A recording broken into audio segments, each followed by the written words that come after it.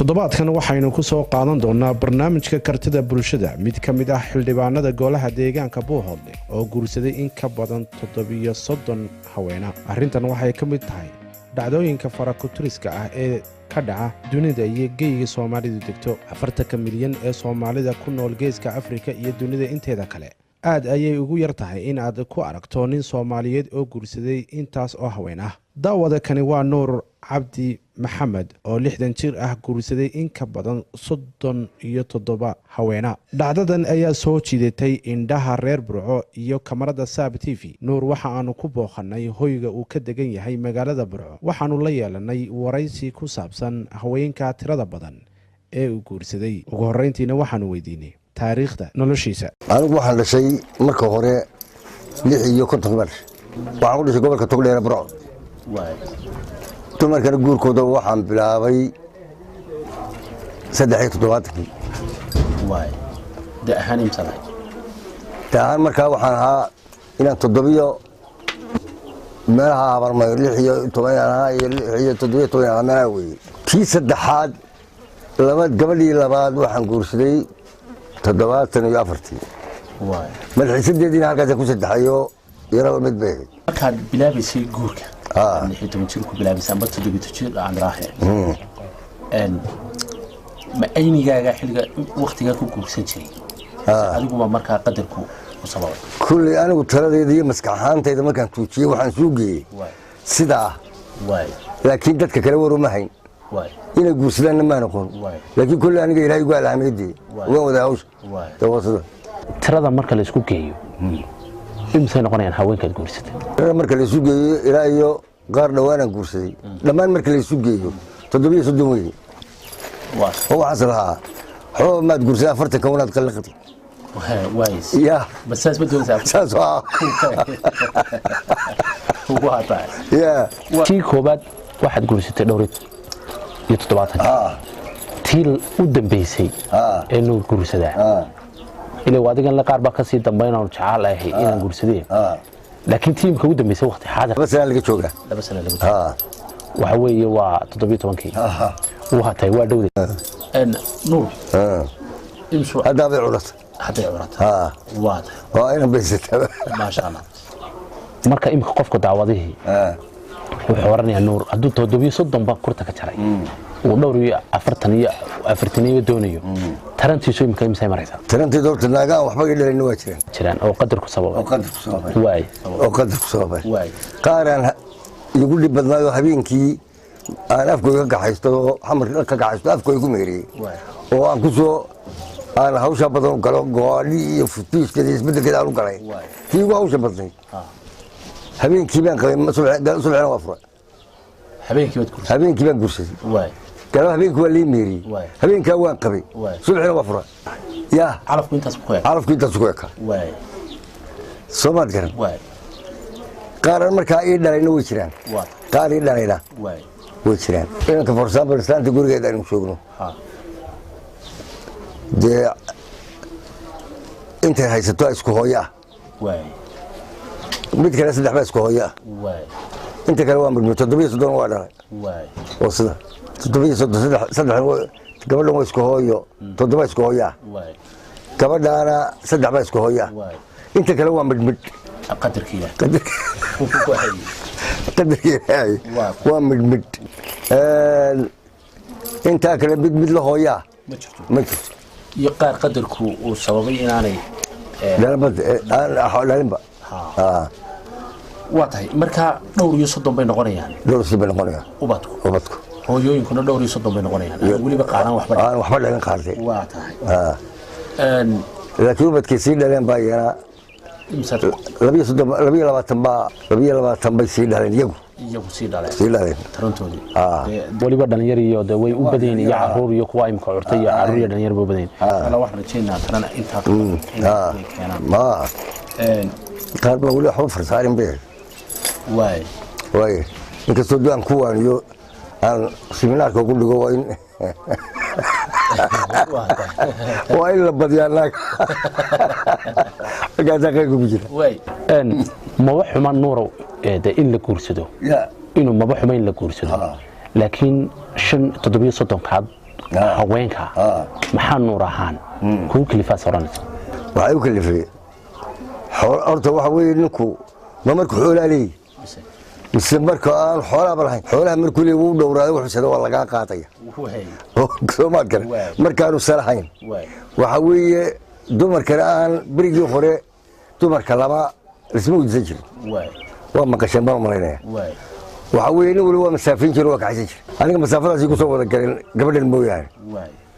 soomaad garan marka waxay u kalifay mar haddaanad xoolo lahayn haata baldadu shaadi iyo ka tag markaa dadkeena ilaahay weysii hawshii aan ku tala galay waan ku guulaystay maasha allah hadaf baad lahayd hadaf buu lahaa nuur waa tag marka shareecada dad islaamana shareecada islaamka marka dee aynu eegno arrimaha noocan oo kale ninka looma ogola 4 dumar wax ka badan inuu guursado imka daawaduhu wuxuu isweydiinayaa nuur dhowr iyo 30 kan miyuu soo gaarsiiyay mise talow si kale ayuu waxa weeye markaan daawadaha markaan u fasilo ee u sheegno 4 wax ka badan sharcigeenu ma ogola markaan guursanay mid ma furu jiray 4 mid ma furu jiray 3 haddaan qaba mid ma furu jiray ama boos baba iga banaana laakiin weli 4 wax ka badan ma guursan marka boos ku banaanaado ma guursanay marka 4 taas mar walba ku ilaalinaysa taasaan ku ilaalinayo hoos uu nuga dhibay waa taa marka wadigan ii sheegay inaad furaysay weli ma dhacday inay chance baad haysataa inaad haweenkaagii sii haysato aad rajactu tiraahdo weli ma dhacday qaar aad rajactu waay aad kaga maarantay qaar kale soo gursay way dhacday waay intaan weynaaday وانت وين هذا وين؟ عقلي لكن مركي انا يلا واي مركي انا يلا رجع جو حمام واي ان ولي انتي aad haweenka aad guursanaysa ila arinteedu warku wuxuu ku wareegay haweenka iyo taariikhaha iyo arrintaas ma dhacday wali haween gabadh dumarkaaga mid kamid oo kula dhistay dumarka cusub waay إلى تضبع مد ملحسة ديك النقطة لا تشوفها تضبعها وين ملحسة تضبعها بيوم بيجي ملحسة ديك النقطة واي ويقولوا جيدا يقبح يقول لي شرعي يقول لي وعيني واي كي أيده دقيت بقى كي دقيت بقى لي شرعي عجيب واي لي وعيني واي سمعت قال واي مركا دتكو دوا كلا ددوي وانا كلا إلههم بقى توش زقيك سوا كلهم واي ناقينا هذي مغشني كسوا جوسي دير كوا جبته naagina haday maqasho ugu guursaday waaba ku dhistaa aniga naag malxiisad iiga noqotay 7 dumar ama wallahi inaan ka badan taan malaynaya ayaa imika joogtay laakiin aanu kala tagnay ajiib iyada markii daba calafku weydii ka loo kala maale laakiin 7 wiil dhistay oo malxiisad ka ahayd ajiib ya wasada xaaska 7 ku dhistay markii hadama dambe calafkeedii kala dhamaaday maxaad oran kartaa inay sabab u noqotay waxa de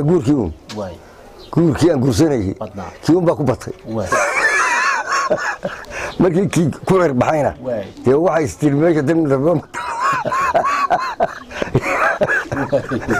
ya sidaas aan u marayay sababtaas ay tahay wax badan xaasaskaas faraha badan aad guursatay haddana imka nuurkiisa uga dhigo imsuu ka xasuusan kara magacyadooda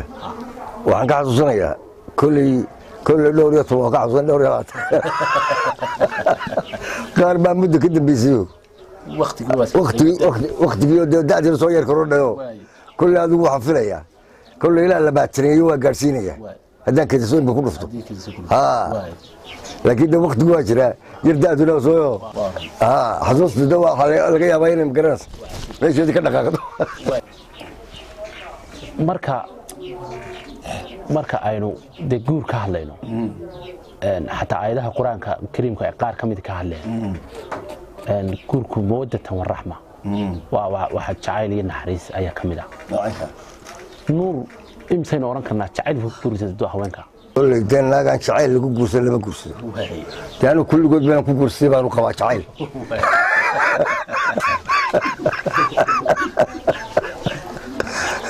waay dumarka marka aynu eegno dabeecadda ilaahay uu sameeyey nuurow waxay jecel yihiin inaan lala guursan ninka guurka badanna waa neceb yihiin adigu ka nuur ahaan markaad saaxiibo leedahay ee aad saaxiibadaadii wada socotaan ee haweenkoogii kugu arkaan adigoo la socda oo haddana dumar badan guursan way nacaan noocaas weli ma ku dhacday noocaas oo raggii saaxiibada aad ku kalahaydeen dumarka noocan dhowr bay la dagaalameen intaan ninkoodii soo raacnay oo gurigoodii nimi ayay naagtii aad geer isaga kicisay dabeedna aniguna waan arkay inay geer isaga kicisay dabeedna waxay tihi nuur baa kula socda nuura gurigeega maxaa ku keenay bay wax horena iskumaanaan ogeynba dee waxay keen ninkaan maadirka dhibaan la socday adiguna kumaari kara hadda kumaari karo nabar mabay soo qaato waxay yeeryanaysa ilaa dhulaan laweyn bay yeeryanaysa dee dabeedna markaasay ka hadha sidaasay keti saddex hablood oo caynkaas dumara igu dhacday caynkaas waa laga yeelo xaafadaha haddaan soo maro dhexdooda dumar babadsayta xaafada dhexdood haddaan soo maro dadkao dhan isu wada yeedhi jiro nuur baalka mara waa xaafada iska dhan oo koonfura ya ninkaa nuur waxa lagu culaadiyey wax kale ma jiraan marka maxaa dareentay culays baa dareema in dadkii lagaa takooray war culays baan dareema sidan qaarna way igu jecel yihiin oo naagta la guursanaya da way igu jecesha kuwaan la guursanayna way igu neceb yihiin ama wax lagala tegaya la dhibaataynaya way neceb yihiin hooyooyinku laakiin naagta amaan wada hadlay ama aan u socday doonaysa inaan guursano dee way nacabta hadaladan la leeyahay iyo waxaan aniga lagu hayo saarkan wad moo jeclaa saarkan wad moo jeclaa marka aad dee culayska intaasa le dareentay ma joojin dhan walba waan ku arkaayo ma joojin maan joojin hase yeeshe haddana waa adigan dee calafkii dhammaanayay kolbo gabadh cusub guursanayay markaa dumarku kula haasaawayeen ee dambead la haasaaway sidaad wada hadlayseen say ku arkeen adiga waxay ii arkayeen dumarku horta ninkii wax guursadana ama dumarkii guursadana way jecel yihiin nin la yidhaahdo waa intaasu jiraado weligii ma arag dumarku ma jecla waa doob bay yidhahdeen doob muxuu nacasa weya muxuu naga hadlaya weligii kaa waa locol laakiin ninkan la yidhahdo waa firfircoon yahay kaa aad bay jecel yihiin way soo dhoweeyaan yaa anigu waxaa baan odhan jiray haddaan caawa dhinto naaga waxaan iyo aasiba maayaan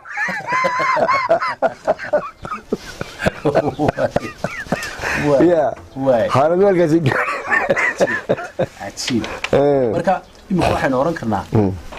marka imika waxaynu oran karnaa waa fariin ku socota ragga oo ah waa bal dumarka badiya ya raggiinan iska taagtaagan cidi samaanteeda ka qaadi mayse may raggu inuu dumarka badiyo de waa waajib dee nabigeeni baa magaranaysaa alayhi salaatu wasalaam yaa ka gaadhay magaranaysaa marka in guurka la badiyo khayr baa ku jira mar khasaaraa ku jira marna faa'iidaa ku jirta mar khasaaraa ku jirto markaad gabadhu yarta aad maalkaaga ka bixiso xoolahaaga ka bixiso ee ilaahii raxmaanka aan waxba kaa siin dhala markaad de khasaare ayaa halkaa kugu sugan war ma garatay markii waxba aanad ka bixin ilaahay ubad kaa siiyo ma garanaysaa dee wixii aad doonaysay ilaahay ma garanaysaa kuu qarxiyo dee markaa faa'iidaad ku jirtaa markaan faa'iida leeyahay markaa kolli dumarka waa in la badiyo dee dad noole calooshoodu ma ka soo baxaya oo dad noolun bay dhalayaan dee yaa ilaa cidladaa lagama hele waa laba arrimood isbarbar socda marka aynu eegno waktigii xiliyadii samaankii aad joogtay ee aad guursanaysa adigu saad carabka ku soo dhufatay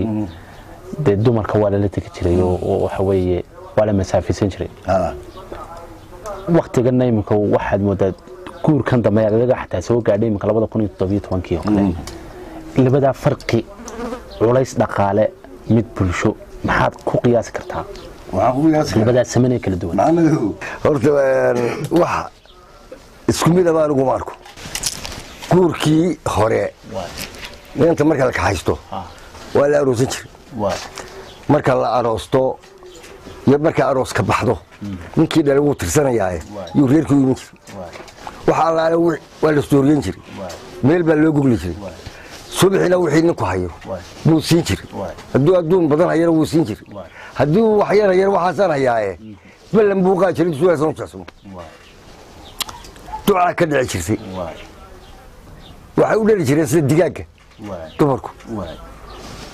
halkan kuwan dambe muxuu ahaye dambe la hebaysanayo inantaadii nin baa dooniya la odhanaya waa caydh jawaan buu soo qaadanaya oday ama biyibu ka soo qaadanaya ama magaalo ka soo qaaday madhan wuu dul fadhiisanaya wuxuu qorshaysanayaa xoolaha ka qaato inuu talow inuu wax weyn ku qabsado odaygii daaradii xumeeda ku lahayd hebla warad ka dhistaa deel caddii garans ama barkadii qarashka daynantaa ninkii baa odhanaya dabeedna waa la meerinaya gabadhiioo wax yaroo qadaroo dee aan ka badnayn baa qolada la wato baa dee loo dhiibaya ninku ayaa loo dhiibaya habaar buu ayuu hoosta ka cuskanaya markaa habaarkii dhashu markaa dee qaar markaa ilaahay wax yar siiyey wax badan siiyeyba way leeyihiin anigu horta kuwii hore baraka badan baan leeyahay soo maad garan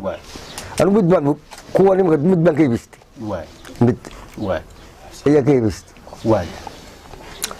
gurigaa sii jeedaa soo gashay waxaan gaadhay meel xaggan oo hawdka ah oo calisaad la yidhaaho ayaan gaadhay 15 habeen baan qabaa 15 habeen ayaan qabaa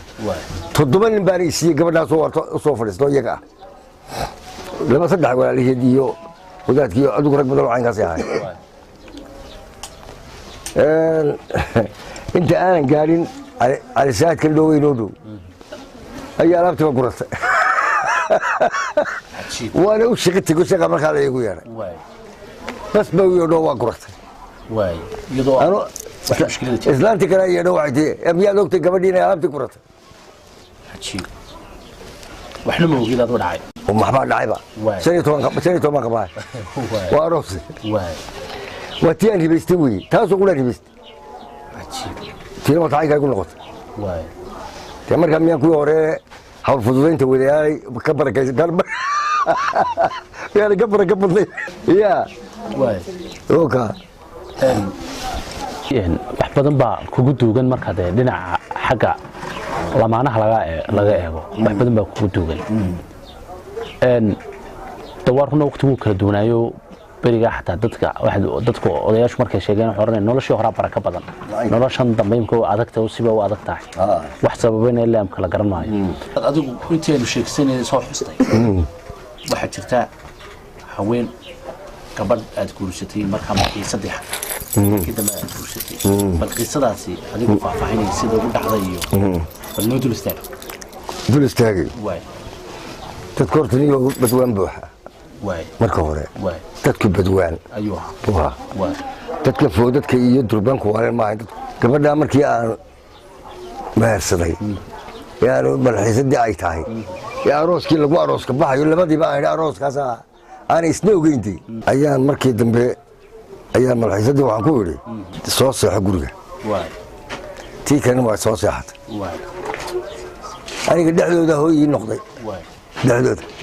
ayaan seexday tan inaan u sheegana waa ka baqaya gabadhii baan ku yidhi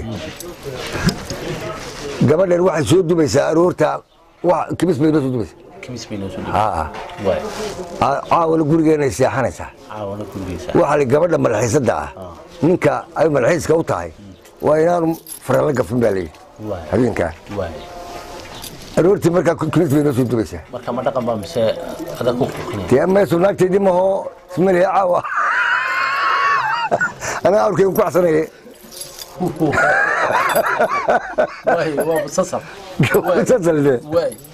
على كل حال قبلي سيدي يا كوار قولي واقوري أدوك هوشي إسكال لما تقول واقوري أسكو عريش ما كديك أسكو عريش هيا كديك isku dherna waa isku carisa isku goolna waaye marka xil baad u sheegtay marka 74 marka aan guursaday waxaan u sheegay habeenkii saddexaad baan u sheegay marka maxay dareentay markaad u sheegtay ilaa waa aroosadii waa yahay hadday nidaamka caynka ka dhigayso inaan been ku curaynaa baa la yidhi waa iska xajaysa baa ku xaj dhaqan weeyo dibadayna yarbeedo rubay waa tahay macnaa saas baan ka watay tiina way hergashay isku cariis baan ka dhigay markii dambena isku guri weyn baa laba guri aan kala waxayo adigu markii dambe dad guri laba maqsuud dad soo galo isku wanaagsan bay ahaayeen labadii laba qof bay kala dhaleen markii waa kala bad baa wada qorteen ma sha Allah xaaska bariga marka iyadoo xiisada guursatay imsay ku dhashay laba idhish laba ku imka kulli qadarku inuu wada nool yihiin qaarnintan war ma hayo way dhinteen qaarna waa marka imka nuur markii TV ka daawadaan talo حد فرينا نقول له فاقنا كل قاروا لقى يابين كنت داور waxaan ugu lifaaqaya kuwa daawanaya ee aan dhalay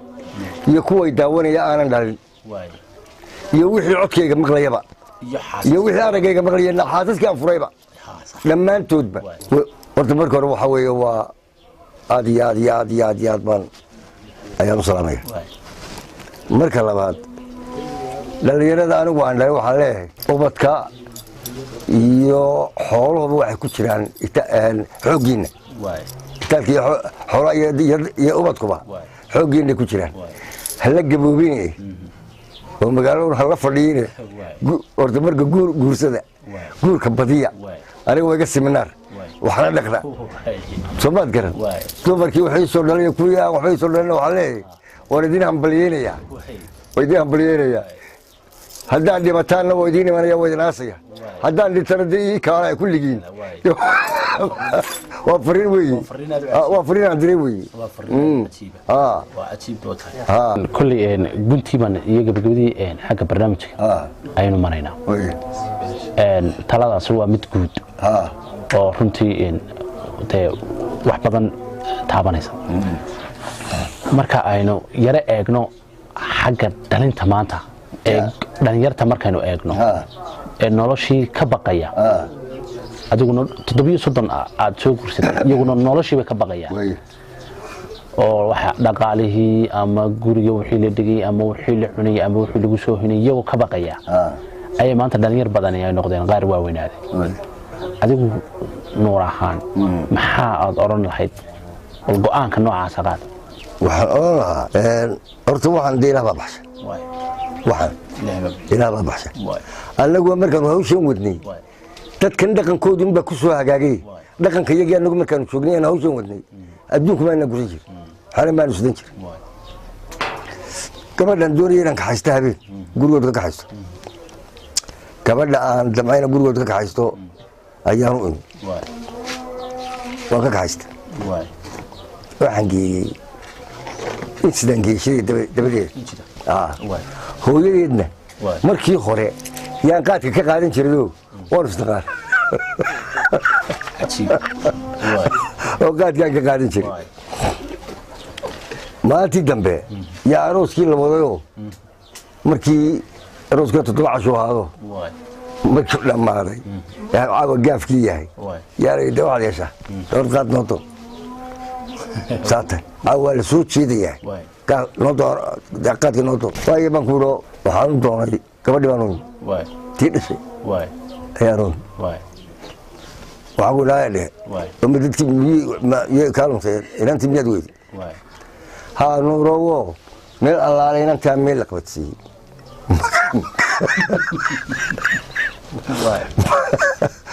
ma garanayo bay tiri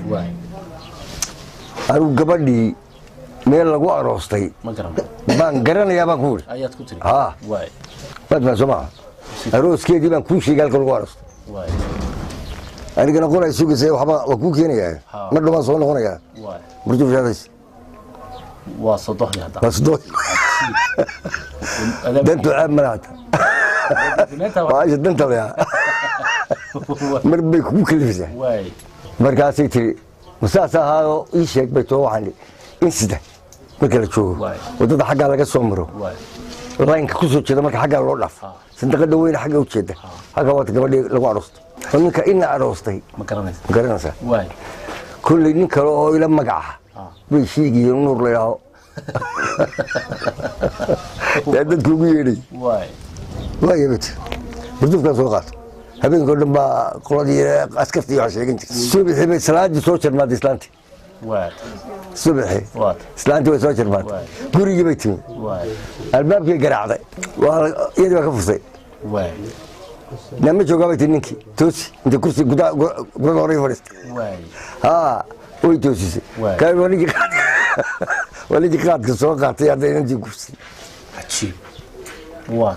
warmaadigii baa ahaa gurigii kaalinta kacdayba gurigii baan ugu tegey tolo macol bay ku diyaar garanaysaa oo sii yeelaysaa na maalintii bay iska joogdo maalintii dambe yaan gurigii ugu tegey lacagtii qaadkana ursida lacagtii qaadkii waxoogaa lacag oo kaleba ursida وهوجي السلام عليكم وعليكم السلام ورحمة الله وليا حدي أدينا أنتي كن عطي محل مكي دمر أي لعب أيت وأنا كفيل هنا حدي أدينا أنتي كن عطي محل مكي دمر أي لعب أنتي دي كن عطي مركزان كل هرت الله مضوا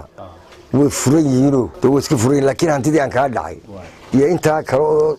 يا سوريا لما ده أبغى نكوس ده هذا محمود داعي كتشوت وكاسي أماديونه وكاسي أماديونه وتال عقد يا سوريا بقوا قبل دوا قبل ده ديو قبل عرفت الهاي ديو ذهب كذي مريه ديو واحد ويسولف خير كان يصور يكون نقبل ما شاء الله صمت كمان xilliyadu mar bay wax kugu kicinayaan duruufta markaa taasina waa iga soo marta runtii taariikh badan dee haddaynu maanta o dhan istaa wax badan baa kaa dhex guuxiyo oo waayo aragnimo iyo waxa dadka la wadaagaysay iyo talooyin iyo wax badan barnaamijkan 2 iyo 3 iyo kaga geeyin mayno laakiin si intaas ayaynu ku soo afbeerayna aad baad horta mahadsantahay jiritaanka dhacdadani inay jirto waxa aan wax ka weydiinay Koos Cali Mire oo ah mid ka mid ah haweenkii tirada badnaa ee uu nuur guursaday waana tan iyada oo ka waramaysa sida isku guursadeen iyo markay ogaatay in uu xaaji nuur la guursaday waxay samaysay imika xilli laga joogo ilaa 3 sano ayaanu nuur wada joognay markii aan isku guursanayna runtii inuu guur badan guursaday inuu dumar qabatoona uu iga qariyo ima sheegin waxay ku noqotay inaan yaro markaa 17 jir aan ahaa waxay ku noqotay arrin la yaab loo kadisay le markii aan taariikhdiisii ama waraystay ama ay la kulantayba waxay ku noqotay aniga arrin kadisa oo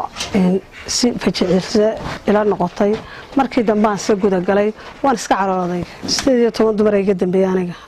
tii u horeysay anoo yaro ugu ila guursaday wax badan ba iska kay bedelay maclu waxaan ku fakiray inaan habeenkii isaga dilo ayaan ku fakiray adiga xagga Ilaahay bay ka ahaan weydo ma dirin way dhacdayo uu guursaday manaan dirin oo ma habeenkii waxaan ku tashaday mudiinta leeg baan tushaynta mudileeg baan samaystay mudiinta leeg ayaan samaystay caaw markuu socdo caloosha ka soo rid baan ku tashaday allihii qadarkiisa Ilaahay kama dhigin ma dhicin oo maan dirin way ka soo waado tii labaad bii la guursaday waan soo xabay masayrka awadii waan soo xayba tii saddexaadna waa baan la qabsaday oo caadi baa bay la noqotay labada dumar ay ugu fiican badnaa imka waganaan joogana tuu guursado waan ka xaraabaystaa xilliga xaraabadan maraya de markaa imka se nimca badan baan kala kulmayo caruurtaydu wali waa yar yaro wax waa guursadeen laakiin waa yar yaro de imka Yurub caruurtan ayadoo ha markii diiday qaar baa Yurub lacagta iga soo diro moolka ku soo dira marka faa'iido aan ka helay weeyaan alxamdulillah rabbil caalamiin aad baan imka u taageersanahay guurkiisa ma sha Allah aad baan guurkiisa u taageersanahay wana ka faa'iido sidoo kale waxa ay fariin hawada u marisay haweenka Soomaaliyeed iyadoo oo kula dardaarantay inay ragga u ogolaadaan guursashada haweenka guurka badan waxaan u arkaa in marka hore kulli wuxuu iska leeyahay naxdin uu leeyahay guurku oo nin badeese ragga la yidhaaho nina ma ogola ragguba ma ogola naagtaadii marka la yidhaaho ninba ama kaa jeclaaday ama kula qaybsaday raggu ma ogolo kolley naxdin way iska leedahay guurku naxdin uu leeyahay kowdhi laakiinse waxaan oran lahaa dumarow faa'iidada ka dambaysa ayaa ka wanaagsane ha masayrin baan oran lahaa imika ayaantii dhaweed ay weydeen hawd baan u baxay wacdigelin baan u baxayoo dumar masayro caruurahoodii kala qubay iyo qaar sidaan habeenka halkaa muddada ugu haystay intaba waan soo wacdigeliyey caalamkana waxaan ka codsanayaa waxaan doonayaa inaan guriba dhisto wacdigelinka dumarka Soomaaliyeed masayra aan wacdigelin ugu sameeyaan haddii insha Allah bidmillaahi kari aan rajaynaya inaan sameeyo daawadayaal waxaynu soo gaadhnay guntii iyo gabagabadii barnaamijka toddobaadkan oo idinka imanayay magaalada Burco ee xarunta gobolka Togdheer alaaba barnaamijka kartida bulshadu wuxuu soo bandhigaa kartida bulshada kala duwan dhankay doontaba ahaatee waa farsamadii iyo duubidii Saab TV waxay idila soo codsanayay gabahaan barnaamijkan anigoo ah Axmed Xiis Cabdi ducaysane intaynu barnaamijkan mid lamid ah toddobaadka dambe ku kulmayno sidaas iyo nabadgelyo wassalaamu calaykum waraxmatullaahi tacaala wabarakaatuh